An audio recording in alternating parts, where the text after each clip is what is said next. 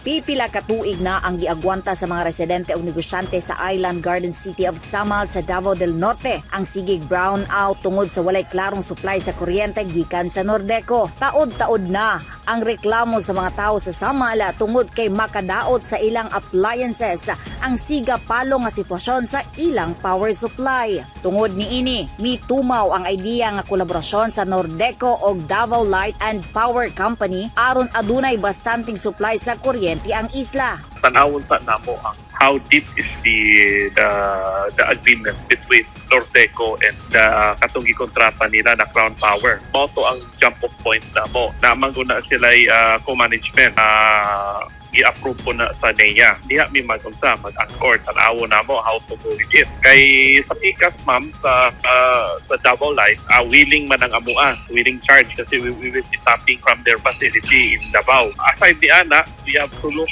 also at the angle sa ERC. Naamang yun na, di pa po na to pwede ba discount si ERC ang Energy Regulatory Commission. Ang dako yun ang rule yun diri ma'am, kining sa Nordeco sa kining sa Crown Power na kasabot nila.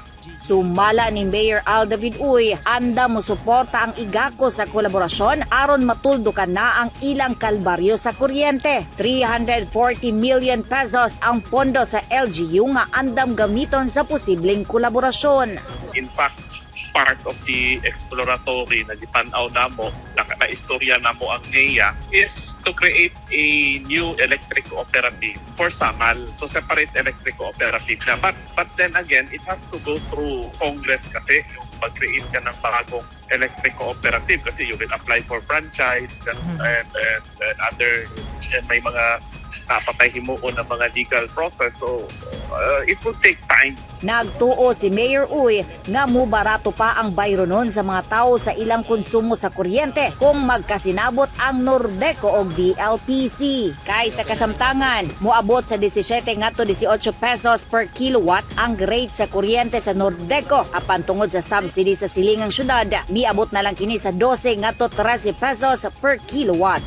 Matod pa ni Uy, daghang mamumuhunan ang nagduha-duhang mububo sa isla tungod kay dili bastante ang supply sa kuryente. Yung pagka ang ginatanaw yun din mo ang stability na ganyang uban mo ingon na bahala na pagbayad ng bahal basta makaklaro ni na sure yun, di ba? Kung ano man ang uban.